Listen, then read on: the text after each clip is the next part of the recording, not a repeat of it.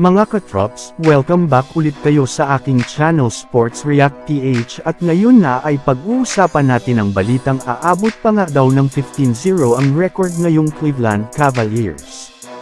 Pag-uusapan na rin nga natin ngayon dito sa ating panibagong video ang naging laro ng Los Angeles Lakers laban sa Toronto Raptors.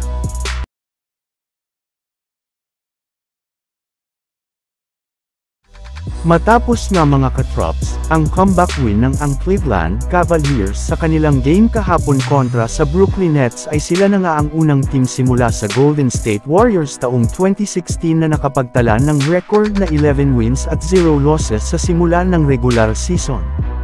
Kaya totoo at legit nga talaga ang lakas ngayon ng Cavaliers lalo pat ilang malalakas na kupunan na rin naman nga ang kanilang tinalo sa mga nakalipas nilang laban.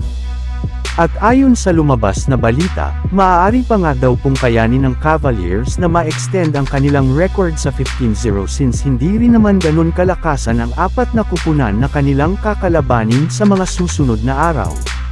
Kabilang na nga dyan ang napaka-inconsistent na team ng Chicago Bulls na 2 beses nilang makakatapat ngayong linggo, ang undermanned na kupunan ng Philadelphia 70 at ang sobrang nag-struggle at nagkakagulo na Milwaukee Bucks.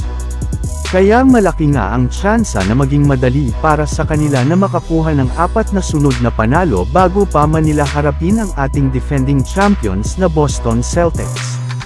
Samantala pumunta naman tayo sa ating sunod na pag-uusapan ngayon sa naging laro ng Los Angeles Lakers laban sa Toronto Raptors.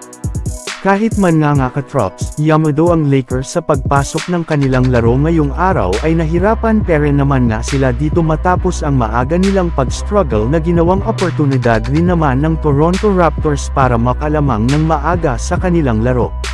Sinundan pa nga ito ng pagtatamo ng injury ni Anthony Davis matapos matamaan ni Jacob Poeltl ang mata nito sa third quarter. Mabuti na lamang nga at nag-step up rin naman sa second half ang kanilang mga players na sina LeBron James na nagtala ng triple-double sa pangalawang sunod na beses sa kanyang nakuhang 19 points, 10 rebounds at 16 assists. Nagpakitang gilas rin naman nga dito si Austin Reeves sa pagtatala niya ng 27 points na siyan bumuhat sa Lakers upang makumplito ang kanilang comeback win laban sa Toronto Raptors sa score na 123-100. Tumulong rin naman nga dito sina Cam Reddish na nagtala ng 11 points, D'Angelo Russell kumuha ng 15 points, at si Jackson Hayes na gumawa ng 12 points at 6 rebounds at siyang kumuha sa pwesto ni Anthony Davis matapos itong maagang umalis sa kanilang laro. Kaya dahil nga sa panalo ng Lakers ay umangat na nga 6 wins at 4 losses ang kanilang record sa standings ng Western Conference kung saan meron nga silang record na 5-0 sa home court at 1 win at 4 losses naman sa road games.